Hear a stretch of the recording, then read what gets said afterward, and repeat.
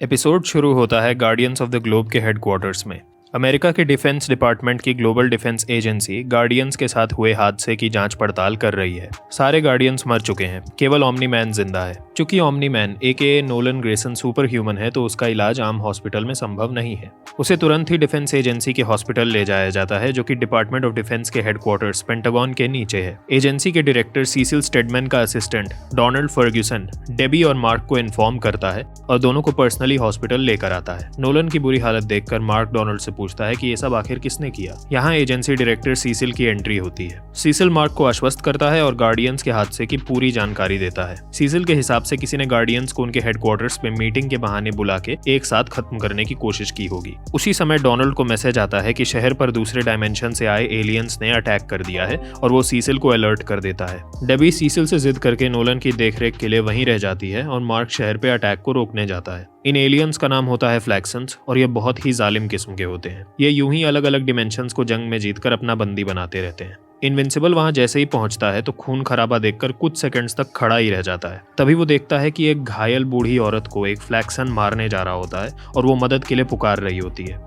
ये देखते ही मार्क पास में पड़ा एक कंक्रीट का टुकड़ा उस फ्लैक्सन के मुंह पे दे मारता है और औरत को लेके उड़ने लगता है। लेकिन फ्लैक्सन्स के ओपन फायरिंग में एक लेजर उसे भी लग जाती है और वो तेज स्पीड में औरत को लिए धड़ाम से गिर पड़ता है। मार्क जल्दी से उठकर उस महिला की खबर लेता है, लेकिन सुपर स्पीड से गिरने की वजह से उस महिला के सारे अंग भंग हो गए होते हैं। डर और घबराहट से मार्क की सांस फूलने लगती है। इधर वही फ्लैक्सन एक टैंक में घुसकर मार्क पर एक हैवी लेजर फायर करता है, लेकिन तभी Atom Eve AKA Eve Wilkins entry मारती है और मार्क की जान बचाती है। एटम ईव एटम्स को कंट्रोल कर सकती है, इसीलिए वो ऑलमोस्ट कुछ भी कर सकती है, लेकिन उसकी ये शक्तियां नॉन लिविंग थिंग्स तक ही सीमित है। एटम ईव के साथ ही रेक्सप्लोड, रोबोट और डुप्लीकेट भी लड़ाई में शामिल होते हैं। रोबोट की एबिलिटीज बिल्कुल अल्ट्रॉन जैसी हैं, लेकिन वो मशीन नहीं है। उसकी पूरी कहानी आगे के एपिसोड्स में पता चलेगी। रेक्सप्लोड एक्सप्लोजिव एनर्जी क्रिएट कर सकता है, जिसे वो डायरेक्टली या अलग अलग ऑब्जेक्ट्स में ट्रांसफर करके बॉम्ब्स की तरह यूज कर सकता है। डुप्लीकेट अपने जितने चाहे डुप्लीकेट्स बना सकती है। इनविंसिबल टेंशन में उस बुजुर्ग महिला को लेकर डिफेंस एजेंसी के हॉस्पिटल के लिए उड़ जाता है और ये सब अपनी पूरी ताकत से फ्लैक्सन्स से लड़ने लगते हैं। लेकिन फ्लैक्सन्स की तादाद बहुत ज्यादा होती है और वो लगातार पोर्टल में से आते रहते हैं। लगता ही है कि भैंस पानी में गई कि अचानक ही फ्लैक्सन्स को कुछ होने लगता है और वो सब पोर्टल में वापस भागने लगते हैं। सबसे आखिर में वो घायल फ्लैक्सन जाता है और उसका चेहरा साफ जाहिर कर देता है कि लड़ाई अभी बाकी है। आज की तबाही से मार्क बहुत बुरी तरह सहम गया होता है और अगले दिन स्कूल में भी वो परेशान रहता है। वो यूं ही विलियम से बात कर रहा होता है कि तभी वो देखता है कि एटम ईव उसी के स्कूल में पढ़ती है। मार्क जाकर ईव से बात करता है और उसकी लटकी सूरत देखकर ईव उसे समझाने के लिए अपने साथ ले जाती है। इधर एम्बर दूर से ही ये सब देख रही होती है और उसका भी इंटरेस्ट मार्क में जागने लगता है। मार्क और ईव जाके स्कूल की छत पर बैठ जाते हैं और दोनों में बहुत गहरी बातचीत होती है। मार्क कहता है कि उसे लगा था कि आज वो एकदम पोस्टर फाड़ के निकलेगा और सबको बचा लेगा, लेकिन वो तो खड़ा ही रह गया। ईव उसे समझाती है कि असल जिंदगी और टीवी में फर्क है और सब पहली लड़ाई में फ्रीज हो जाते हैं। एक समय था जब वो खुद हर लड़ाई से पहले इतनी नर्वस हो जाती थी कि हर लड़ाई से पहले उसे उल्टियां होती थी। इस तरह समझाने पर मार्क का मन वापस दुरुस्त हो जाता है। ईव मार्क को स्कूल के बाद सबसे फॉर्मली मिलवाने के लिए इन्वाइट करती है। वहाँ फाइट की साइट पर सीसिल और रोबोट में अटैक को लेकर डिस्कशन चल रही होती है। सीसिल टेंशन में होता है क्योंकि अटैक में 338 जाने गई होती हैं और ये नंबर बहुत हाई होता अगर फ्लैक्सन्स वापस न भागे होते। वो रोबोट से उनके भागने का कारण पूछता है, लेकिन रोबोट के पास कोई ठोस जवाब नहीं है। तभी एक फ्लैक्सन टैंक पर उनकी नजर पड़ती है और रोबोट उसका मुआयना करता है। टैंक पर 10 साल की जंग लग चुकी होती है, जबकि वो अभी थोड़ी ही देर पहले आया था। दोनों समझ जाते हैं कि फ्लैक्सन्स के डिमेंशन में टाइम बहुत तेज चलता है। तभी यहाँ के कुछ घंटों में ही वहाँ के 10 साल निकल चुके हैं। सीसिल रोबोट से इनविंसिबल के बारे में पूछता है और रोबोट कहता है कि वो अभी तैयार नहीं है। सीसिल रोबोट को उसे और इन्वॉल्व करने के लिए कहता है और टेलीपोर्टेशन मशीन का यूज करके गार्डियंस के हेडक्वार्टर्स पहुंच जाता है। सीसिल डोनाल्ड से रिपोर्ट मांगता है। डोनाल्ड बताता है कि फोरेंसिक्स को कुछ समझ ही नहीं आ रहा, क्योंकि जिसने भी ये सब किया था उसने सिक्योरिटी सिस्टम्स, कैमरास और बैकअप पावर अंदर से डिसेबल कर दिया था। इसी बातचीत में एकदम से सीसिल और डोनाल्ड के मुंह से भाप निकलने लगती है। ये देखकर सीसिल सबको कमरे से निकल जाने के लिए कहता है। सबके जाने के बाद एक डीमन डिटेक्टिव के कपड़े पहनकर प्रकट हो जाता है और यहाँ से शो में डेमियन डार्क ब्लड की एंट्री होती है। डार्क ब्लड नर्क से भागा हुआ एक डीमन होता है जो कि पृथ्वी पर रहता है और अपनी डीमन शक्तियों का यूज करके केसेस सॉल्व करता है। सीसिल डार्क ब्लड को भी इन्वॉल्व हो जाने की इजाजत दे देता है। स्कूल खत्म होने पर एम्बर मार्क से बात करने की कोशिश करती है, लेकिन मार्क ईव के साथ जाके टीम से मिलने की जल्दी में होता है। टीम से मिलने पर मार्क को पता चलता है कि ईव रेक्सप्लोड के साथ है और रोबोट मार्क को फ्लैक्सन्स की पूरी इंफॉर्मेशन देकर बिल्कुल साफ साफ पूछता है कि कि क्या आगे अगर फ्लैक्सन्स का अटैक हुआ तो वो फुल्ली इन्वॉल्व होगा। मार्क हाँ कर देता है। बाद में वो हॉस्पिटल में नोलन और उस बूढ़ी औरत को देखने जाता है। नोलन काफी तेजी से ठीक हो रहा होता है, लेकिन उस महिला की हालत बहुत बुरी होती है। अगली शाम को फ्लैक्सन्स फिर अटैक कर देते हैं। हमारे एक दिन में उनके सैकड़ों साल बीत चुके होते हैं और उन्होंने एक रिस्ट बैंड डेवलप कर लिया होता है जो कि उन्हें हमारे टाइम के प्रवाह से प्रोटेक्ट करता है। थोड़ी देर लड़ाई चलती है। फ्लैक्सन्स फिर से टीम को ओवर पावर कर देते हैं, लेकिन मार्क की बदौलत सब कुछ संभल जाता है और ये रिस्ट बैंड वाली बात रोबोट को पता चल जाती है। वो एक रिस्ट बैंड उठाकर कुछ कैलकुलेशंस करता है और एक सेट फ्रीक्वेंसी की साउंड वेव प्रोड्यूस करता है, जिससे सबके बैंड्स एक साथ चटक जाते हैं। फिर से फ्लैक्सन्स वापस भागने लगते हैं।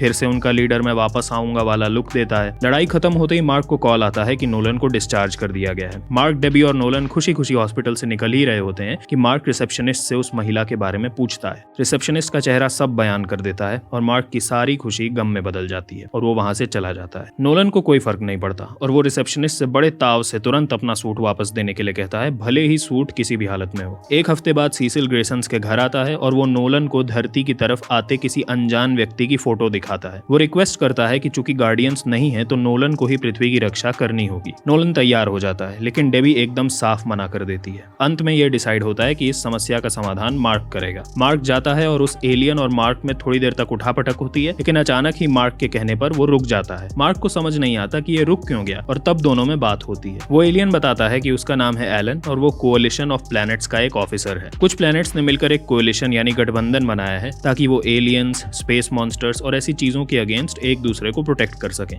एलन कहता है कि वो यहाँ इसलिए आया है क्योंकि यूरैथ नाम के एक प्लैनेट ने भी कोएलिशन में शामिल होने के लिए साइन अप किया है। मार्क सर पीट लेता है और उसे बताता है कि ये अर्थ है मेरे भाई, यूरैथ नहीं। थोड़ी देर इस पर चर्चा होती है, लेकिन अंत में एलन अपना सा मुंह लिए वापस लौट जाता है। अगले दिन स्कूल में एम्बर मार्क को अपना नंबर दे देती है। अभी मार्क बेचारा खुश हो ही पाता कि फिर फ्लैक्सन्स अटैक कर देते हैं और पूरी टीम को जाना पड़ता है। इस बार फ्लैक्सन्स पूरी तैयारी के साथ आए होते हैं। वो घायल फ्लैक्सन अब आर्मी का लीडर हो चुका होता है और फ्लैक्सन्स ने टेक्नोलॉजी का यूज करके अपने आप को हमारे टाइम के प्रवाह से इम्यून कर दिया होता है। वो इतने वेल प्रिपेयर्ड होते हैं कि रोबोट की कैलकुलेशंस के हिसाब से शहर को खाली करवा के न्यूक्लियर मिसाइल मरवाना ही उनका एकमात्र ऑप्शन दिखाई देता है। लड़ाई शुरू होती है। फ्लैक्सन लीडर सीधा मार्क को निशाना बनाता है और बहुत बुरी तरह पीटने लगता है। मार्क मदद के लिए कराहता है तो फ्लैक्सन उसे उठाकर केवल एक वर्ड बोलता है, डाई। तभी फ्लैक्सन लीडर की पकड़ मार्क पर छूट जाती है और वो ऊपर देखता है तो ओमनी मैन फ्लैक्सन लीडर को सर से उठाए उड़ रहा है। नोलन गेंद की तरह लीडर को फेंक देता है। ये देखकर सारे फ्लैक्सन्स का ध्यान उस पर चला जाता है और वो ओपन फायर कर देते हैं, लेकिन नोलन की मूंछ का बाल भी नहीं हिलता और वो अपना क्रियाकलाप शुरू कर देता है। ओमनी मैन की मार की वजह से फ्लैक्सन्स भागने लगते हैं, जबकि उनका लीडर उन्हें लड़ने का हुक्म दे रहा होता है। वो अपना टिपिकल कमीना लुक नोलन को भी देता है, पर नोलन सहने वालों में से नहीं है और वो लीडर को लेकर पोर्टल में घुस जाता है। यहाँ टीम को पता चल जाता है कि मार्क ओमनी मैन का बेटा है। उधर फ्लैक्सन्स की दुनिया में नोलन अपना नकाब उतार देता है और कहता है कि लगता है तुम्हारी समझ में नहीं आ रहा, अर्थ तुम्हारे लिए नहीं है। ये कहते ही नोलन विनाश का ऐसा तांडव मचाता है कि कुछ भी नहीं बचता। एज एन ऑडियंस यहाँ हमें देखने को मिलता है कि बिल्कुल एक आइसबर्ग की तरह हम अब तक नोलन की शक्ति और व्यक्तित्व का केवल ऊपरी 10% हिस्सा देखते आए हैं। कहीं न कहीं हमें ये भी सोचने को मिलता है कि अक्सर लोग सुपरमैन को बोरिंग समझते हैं, लेकिन अगर वो बिगड़ जाए तो किस हद तक जा सकता है। फ्लैक्सन्स को खाक में मिलाकर नोलन वापस आ जाता है। टाइम डिफरेंस की वजह से वो दशकों एज भी कर गया होता है, लेकिन विल्ट्रामाइट्स की उम्र इतनी लंबी होती है कि कुछ दशकों की एजिंग के बाद भी केवल उसके बाल, दाढ़ी, मूंछ बड़े होते हैं। डेबी, मार्क और नोलन तीनों खुशी से एक दूसरे को गले लगा लेते हैं। तभी नोलन का ध्यान न्यूज की तरफ जाता है, जहां गार्डियंस की मौत की खबर अब एजेंसी ने पब्लिक कर दी है।